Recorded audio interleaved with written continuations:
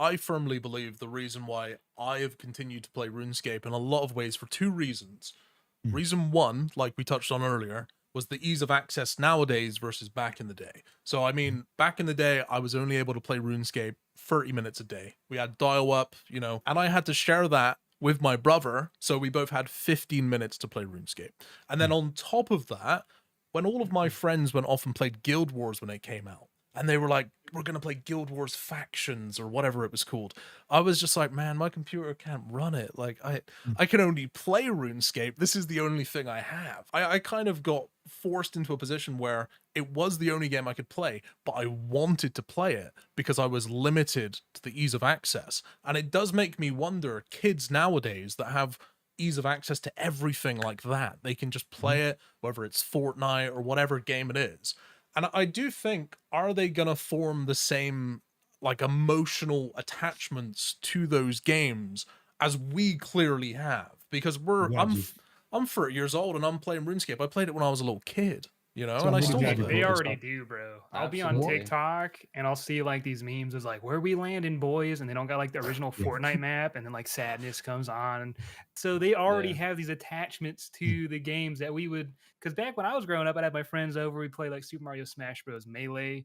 I couldn't imagine getting on like Discord at like 10 and playing Fortnite. That sounds insane in my mind. Maybe it would have been better. I don't think so. I'm quite glad we lived through the stage we lived in, but they're going to have a completely different experience.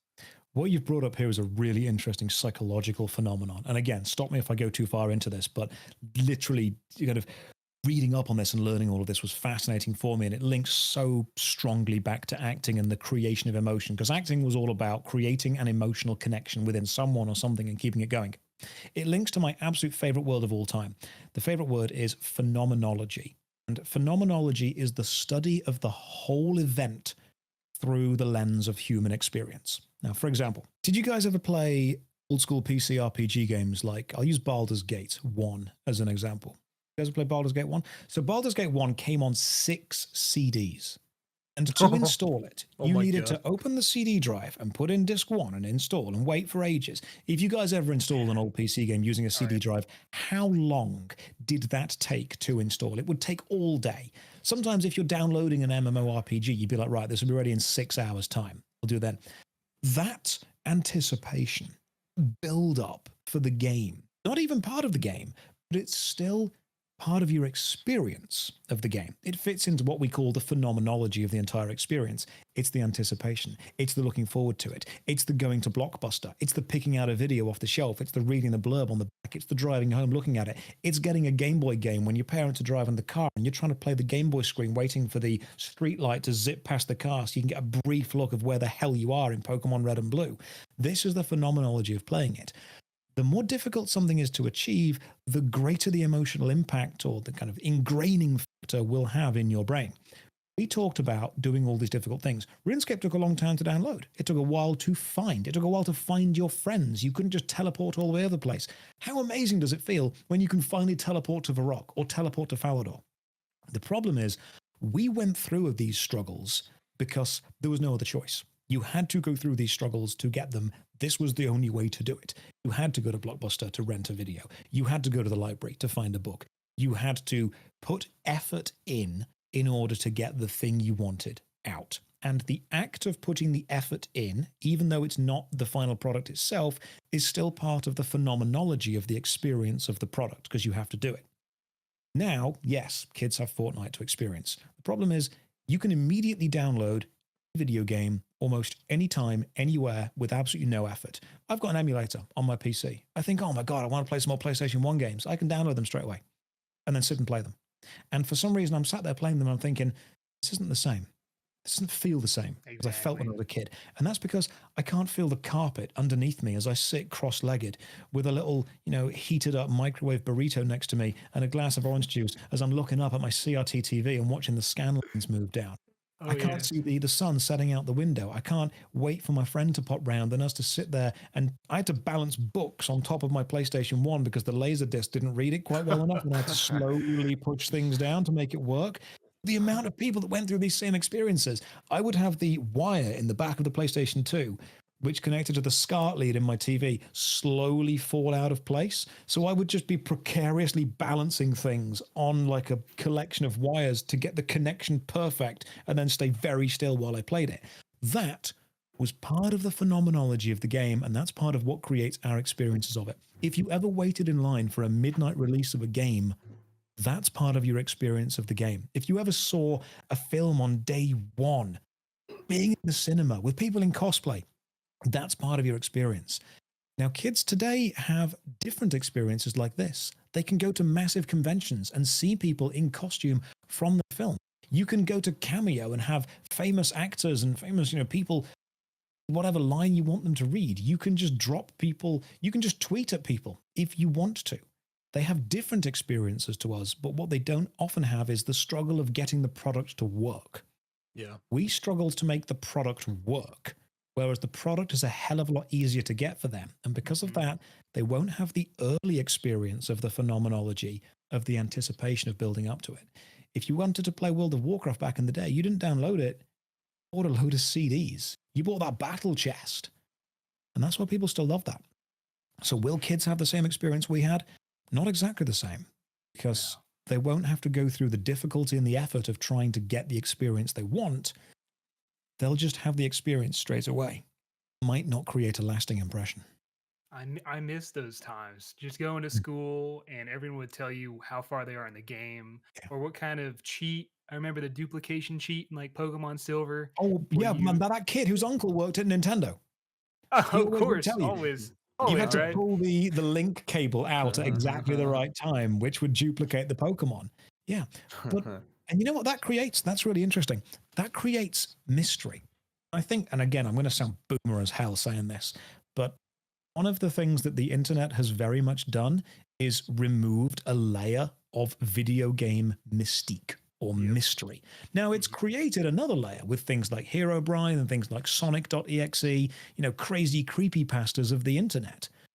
But access to immediate information about absolutely everything has very much removed that foggy gray zone where people don't quite know. And so everyone discusses theories about what could be there.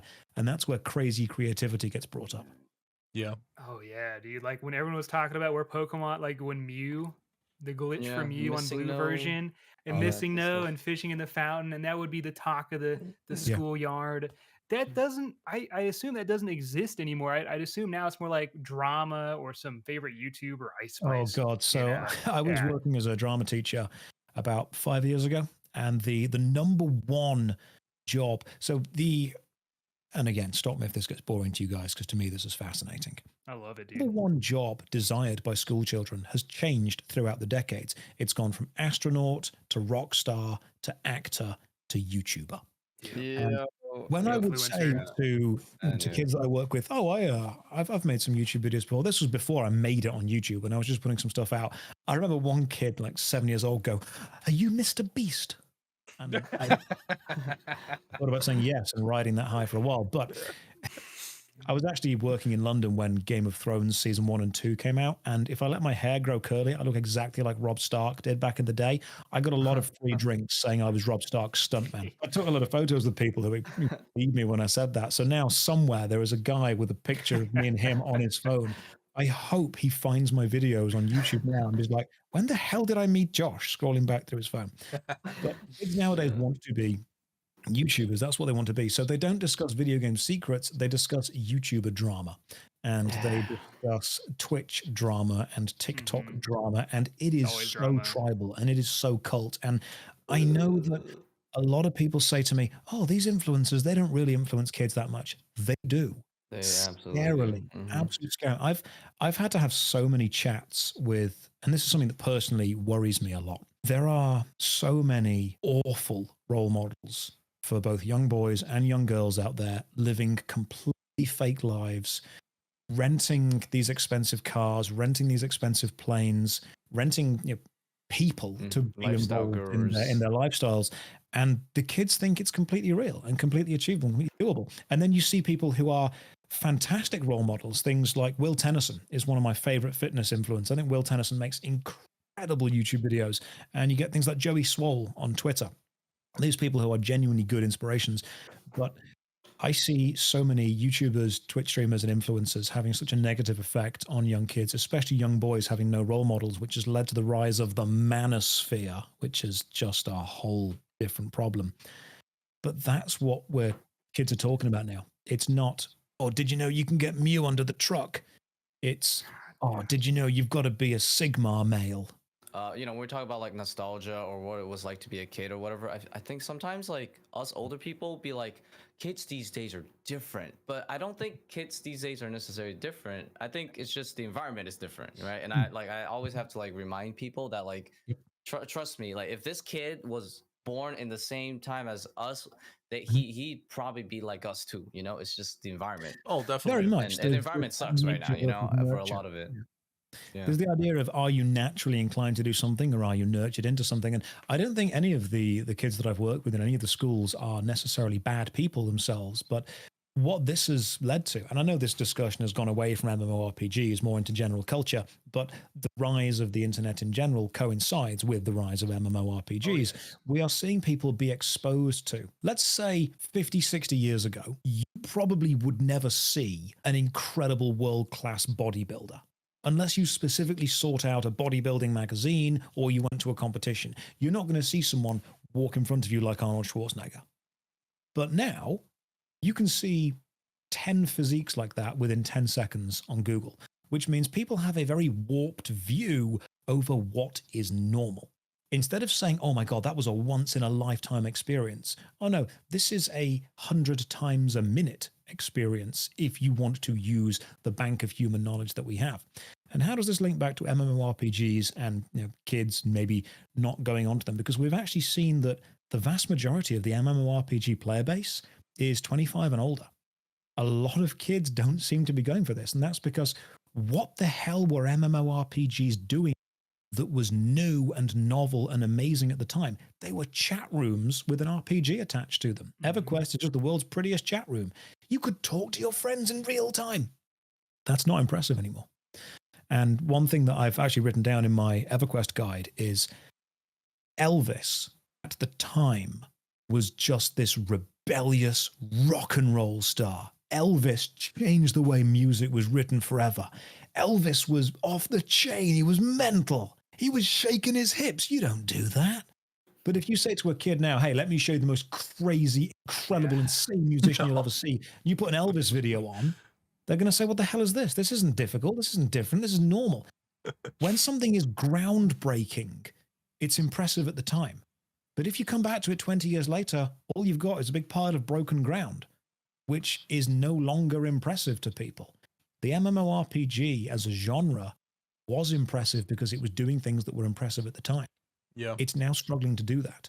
The reason old school RuneScape has remained so successful is it's stuck true to what it does better than anything else. This can lead perfectly into one of the points I've written down, which is, what is the future of MMOs? Is it a dying genre? Because, in the grand scheme of video games that are coming out, you've got gotcha games, mobile games, all of these fast dopamine feel-good games where you can just pick it up and feel like you've achieved something in a matter of minutes or even seconds, versus the old school traditional MMO where it can take days, weeks, months, years to get that same feeling. And I have a really good starter for this topic, right? But it's also related to what you said before. Like, one of the greatest strengths of RuneScape is the fact that before you didn't have to download it like other games.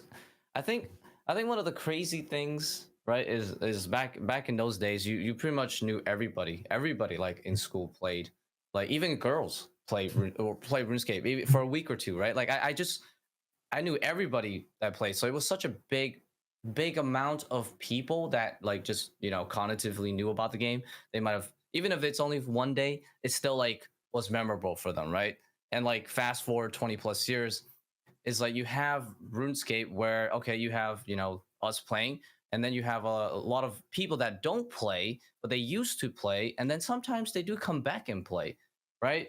And then you compare it to like, okay, all these new kids that never play RuneScape, and they probably never will, right? It's because like, why play RuneScape when you have things like Fortnite or whatever. I guess the point I'm trying to make is that like there's still such a huge pool of population of people now that knows about RuneScape. So like there's a chance that they'll come back. So even if someone quits, right, there might be someone that used to play RuneScape might come back and just, you know, fill that missing spot, right? So in my opinion, I think that RuneScape theoretically should be around for a long time, because even though we don't get like new kids playing the game, I honestly, like, I don't think I rarely ever hear like a legit new player coming to play RuneScape. It's always like people that, you know, knew the game, right, when they were a kid. I think it's just like they're going to keep replacing each other, right? Some people take breaks. Some guy that played the game 10 years ago, right, they feel nostalgic. They just hear about RuneScape because they saw, I don't know, you know, freaking Gnome Chow meme randomly. They're like, I want to play this game.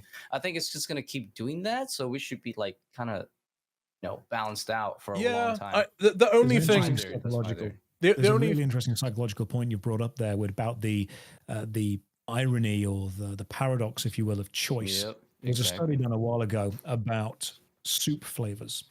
And if you walk into a supermarket and there are 2 flavors of soup to choose from, you have to choose one of the 2. That's all you've got. Now, same supermarket, thousands of flavors of soup. You'd assume people are happier because they have greater choice. They can find the flavor that fits their exact needs. But we've actually discovered that the opposite is true, because the human brain doesn't necessarily work on what it does choose.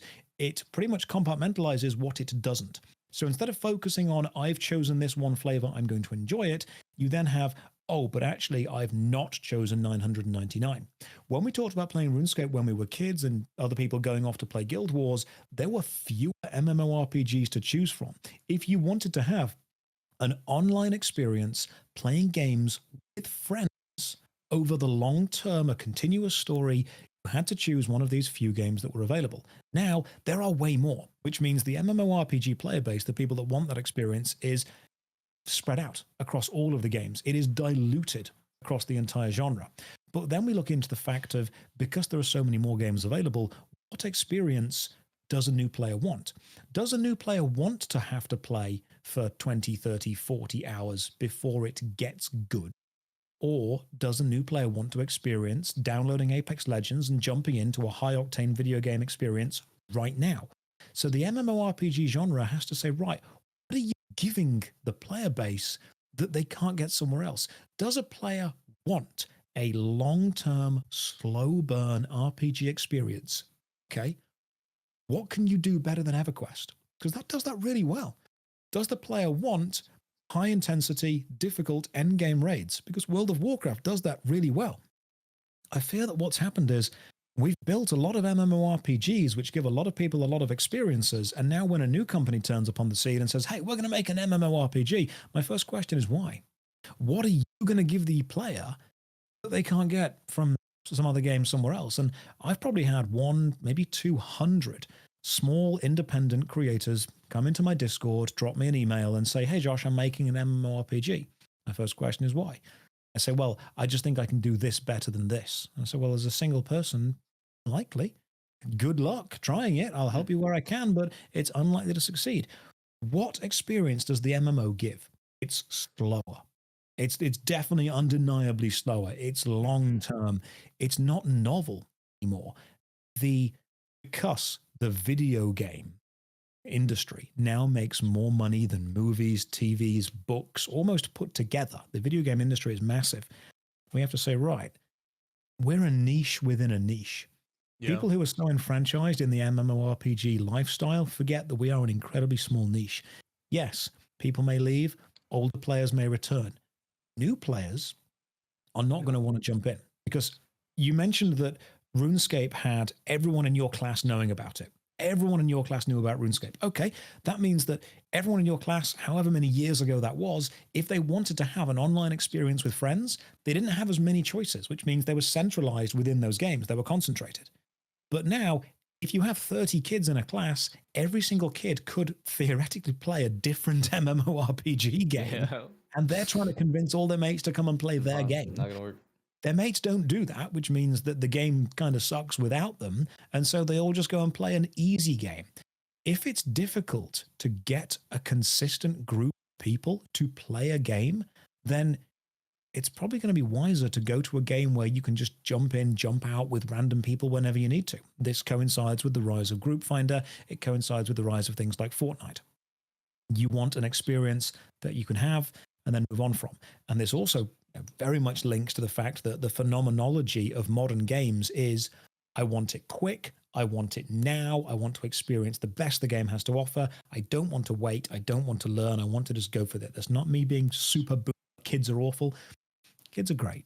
They're learning skills way beyond what we have. They're making some incredible stuff. Lots of kids in schools, extremely intelligent. And it's not that we had better experiences. It's that we had much more concentrated, centralized experiences because there just wasn't as much choice. Now there's more choice, and it turns out that actually people don't want to play a game for 50 hours before it gets good. They want to play with their friends now and then move on to one of the other infinite choices they've got. The MMORPG is going to struggle to hold their attention, and it's competing against not only more MMOs, more games in general.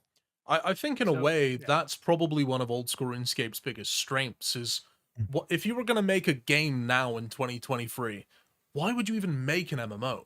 It's like there are way more profitable and way smaller scopes that you can make of games that are just gonna do better. And old school RuneScape is, you know, it's a veteran at this point. It's an established MMO that has a lively player base, it has constant updates, and it's been going for such a long time. And you know, it's one of those things where I feel like over time we probably will see less, I would assume less MMOs coming out, full stop, because it's only really, I would say, catered towards people that want a long-term progressional goal, which, like you said, typically are going to be people within our age range, who are people that have had to deal with, you know, terrible connection issues and like spending hours or whatever trying to install a game. Whereas kids nowadays, I find it hard to see why it would be appealing to them. I do. I struggle. True. I've had people that download a game and if it doesn't work within 5 minutes, delete it. And it's been a 60 or 70 gigabyte download. They've downloaded it. It's been like, you know, incorrect file. They've just deleted it. Now, I had to play Red Alert on a PC. I'd have to go into the ports and port forward everything. I'd have to change all the BIOS around and stuff. We'd have to make it work. But it's a different attitude of approaching it. If it doesn't work straight out the box, then why shouldn't it work immediately? When you talked about, you know, what do people want from this? What's the experience that we're going to give people? When we say to a kid, hey, come and play old school RuneScape. Okay, why? What's it going to do? Well, in a couple of weeks' time of playing it, you might be able to click on a dragon. That's no longer interesting. It's no longer. But this leads to a huge paradox. People who make MMORPGs need to have a lot of money. Making an MMO compared to making a gacha game is a terrible decision. Like if you gave me £1 million and said, hey, make a video game, I would straight away make a mobile gacha game. That's all I would do. That's the guaranteed income. A football game. FIFA Ultimate Team makes more money than FIFA, the actual organization that sells shirts. Ridiculous, bro. Wow. Insane. Oh my god. Genshin, yeah. I knew about that for a long while. Honkai Star Rail makes more money than should exist. It's absolutely insane. So when someone says, hey, I'm going to make an MMORPG, that person is telling me two things. One, they're extremely passionate about this genre. And two, they make terrible business decisions. Yeah. That's straight away the things I learn. If you're going to put a load of money into a genre that historically costs more than almost any other genre and has the worst return on investment, so why are you doing this? What you're saying is that people who are going to make MMOs at this point forward are either really stupid or really passionate, right? Or no, both. Ideally, both. Or both, yeah. Straight up both. God. That's why I'm saying, like, you know, New World. I'm like, oh, dude, whoever convinced like Amazon to green like that, like, damn, he's crazy. And he's also very nerdy. And same with League of Legends, right? The whoever's like pitching that for League of Legends, like, they must be hella passionate. They must have played like a lot of RuneScape or World of Warcraft or something, and they're the top, you know, of their like company. An MMO is the kind of thing that I feel like, and I'm definitely biased here, but like in a lot of ways, it's the kind of thing that only a bit of a boomer can fully understand how good an MMO is. It's an like acquired taste. Exactly. It's like we grew up with it. For me, I played, Sega Mega Drive, Dreamcast, PlayStation, Xbox, etc. But as soon as I got my PC and I went on RuneScape, and I was like, wait, the white dots are actually people behind their computers? I was like, I don't want to play PlayStation anymore. Why would I ever go back to a console? Like, this is it. This is the way. What? That's impressive to you because that was new at the time. You say that to a kid right now, not impressive because it's not novel to them. And unfortunately, I very much believe that the idea of the metaverse is when older people than us have discovered video games for the first time. Been like, oh my God, people are going to be so impressed when you can float around as a disembodied torso and see people. So true. And I'd have to say to them, look, the only people that are excited about this are people who didn't play RuneScape. That's what it is. The only people who are excited about this idea of new technology being absolutely groundbreaking are ones who haven't lived it for a long time already. Yes, our generation very much went through, and people slightly before me as well with EverQuest and things like Ultima Online, they experienced a great boom in MMORPGs because you had to struggle. And when you struggle, the reward felt is inversely proportional to the struggle that you've gone through. You've struggled for a long time to achieve something amazing. That something amazing is fantastic. The question is, who's going to struggle for a long time now? Because we struggled because there was no other choice. Now, you run into struggle, you go something else. You struggle on this, you go to something else. Struggle on that, go to something else. One thing that I will say that I found a lot of newer gamers, if you will, if they cannot do something, instead of sticking at it and forcing themselves to do it because there's no other game that they have, or they haven't got enough money to go and buy another game, they just move on to another game that's easy. The irony of this is easy games keep people in the short term because they never challenge them, but they don't keep people in the long term because they never give them the satisfaction of overcoming a challenge. This is a good topic. This might be a can of worms, but sometimes when people ask me how do you stick to playing RuneScape or whatever, like when I sell someone why you should play RuneScape, but mainly because they ask me, right? I always just tell them like in a philosophical way. It's about the effort that you put in to grinding your goal and getting it done, because I swear a lot of new people, they don't know what that is like, right? And then they're so surprised. They're like, what? That's a concept that exists. You put in a lot of work and then you feel amazing about it. I tell you, it's exponentially way more amazing if it took you 20 extra hours to get something done, So it actually does work sometimes. I actually convert some people and they come back, after a few months. I'm like, wow, I actually got my first fire cape. I didn't think it was possible, but this is so that felt so great. I'm like, awesome. Yes, keep it up, So it's really interesting how I guess even though things become more convenient over the years, more and more and more, right? And then you get the dopamine faster and faster. I feel like a lot of people feel more empty inside, and they get more very much confused. So. It's like eating sugar. Yes, you feel great in the short term because, oh my God, sugar rush. And then you realize it's empty. There's nothing there. It's very, very hard to convince someone, though, to keep pushing through the awkward, difficult times, because human nature is to step back and find the easier route. We struggle at something.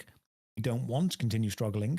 We go and find something easier. We then do that. It's more pleasurable. We all want to stay in bed. Nobody wants to get up at the crack of dawn and go for a run outside. Some people do find pleasure in it, but nobody necessarily wants to. No one's excited about it, but it's a good thing to do. And this is one of the things that I see about newer content creators. Everyone wants to be a YouTuber. Nobody wants to be a researcher. Nobody wants to be an editor. Nobody wants to be a thumbnail designer. Nobody wants to be a proofreader. And yet, if you want to be a YouTuber, you're all of those things and more. Everyone wants the really good bits without going through the really sucky bits. Yeah. And then you realize that actually it's only given value by surviving going through the really sucky bits. Same with MMORPGs. Yeah, it sucks to get all the way to Jad and die. But it's very difficult to explain to someone the incredible elation getting all the way to Jad and succeeding after dying several times. Because most people just won't bother getting there. They will quit and go and do something that is easier. And this is something that I've seen in schools a lot. We are seeing a shift, a generational shift away from challenging people toward making sure people never feel challenged because that gives them anxiety. Now, I understand that the social stigma behind having an anxiety disorder needs to be dispelled, and we need to make sure we are taking care of people's mental health. That is a hugely important thing to do in general in society. But I do sometimes worry that we are swaying so far away from making sure anyone is ever exposed to anything challenging ever, that we are not giving people the chance to take on something difficult and come through the other side of it and feel the elation that brings. And with video games and MMORPGs specifically, games designed around long-term challenge, very few people overcome the long-term challenge, which means very few new people are joining. Old people will tell you how amazing it is, but then new people will expect modern day game design. They'll expect much faster teleporting. And I play RuneScape 3 for a bit. I get used to the lodestone network teleporting me all around. I go back to old school RuneScape and I miss the fact I don't have all those teleports. Part of my brain is thinking, oh my God, I want those lodestones back. The other part is thinking, hang on, have those just taken away the satisfaction of gaining all the magic teleports? Yeah. I completely agree. I'm not a parent, so I do think about having kids and stuff, and I think about bringing a child into like this day and age, and I often think about it, to be honest, and it does concern me. And I think at the end of the day, it's like a lot of the responsibility falls onto the parents, absolutely, but at the same time, children are just so good at absorbing information. They're like sponges. So obviously, if they're in an environment, whether it's school or they're with their friends, they're probably bound to go down certain pathways that you may not approve of. Yeah. It's so difficult because, like, sometimes I think about it, and I'm quite naive because I don't have kids, and I think if I had a child, would I like to just almost banish it from being able to go on technology and stuff like that, and maybe just be like, oh, let's play some games, time to go on RuneScape, there you go. But then at the same time, I'm thinking, if I were to actually do that, I'm sure they would enjoy it, but there would be a social pressure when they get to school, and they might get picked on because they're different and all the other kids are playing with their tablets and they're playing all these new flashy games. So it's like, it's just a minefield. Like, what can you do? Yeah, to add on to that, I think you're right. I think it really does come down to, like, some parenting, like, maybe just letting your kids be aware that, like, hey, sometimes, just playing the most convenient stuff isn't always going to give you the most satisfaction. I don't know how easy it would be to sell that idea to a kid at an early age and teach them, like, hard work, means greater, like, enjoyment and satisfaction in life. But I think we should try. I think, as if you're a parent, you should really try to do that, because I don't want to talk bad about my little cousins, but I feel like sometimes my uncles, they don't really teach their kids like much. I mean, like, it's cool that they let them do whatever, right? Play all the games and stuff. But I've noticed that with my little cousins, they just seem like they don't really have much ambition going on. Like, they just feel like everything's too much of a struggle. Like, going to school is a struggle. Like, just getting good grades is a struggle. Because, like, all they do is just play games that are like, you instantly load, right? And then you play for 20 minutes and you can either stop there, that's it, or you can, do it again. I don't know. Something's up with it. And it's definitely very, uneasy just looking at them, kind of like, they're in high school now, but I see, like, a lot of them don't even, like, try to do sports or anything.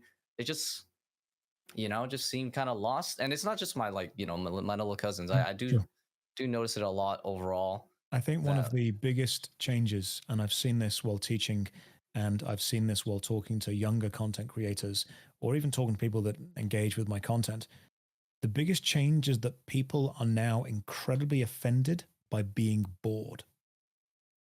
It's essential to be bored by yourself and to find something to do that isn't an external source of dopamine. It's okay to be bored. Don't need, and I'm not going to be like boomer, mobile phone bad. No, it's okay. Mobile phones are fantastic. There's so much cool stuff social media has given us. But this links back to MMORPGs pretty heavily. The downtime between stuff in MMOs is boring. sitting in EverQuest and recovering your mana is boring. Chopping trees for a long time in old school RuneScape is boring. This gameplay is boring. It's okay to be bored because you then find things around the boredom, chatting to people, having it on the second monitor. What I am seeing a rise of, and this is again as a generational difference, I'm seeing people be personally upset at the concept of them being bored. And what we're talking about is right now must be something that entertains people at all times. You mentioned earlier about playing Aladdin on the Mega Drive. Aladdin is a hard game. Did you ever finish it? I think I may have, but I do remember getting reset to the first level many a times. And how frustrating is that? It's pretty bad. Yeah.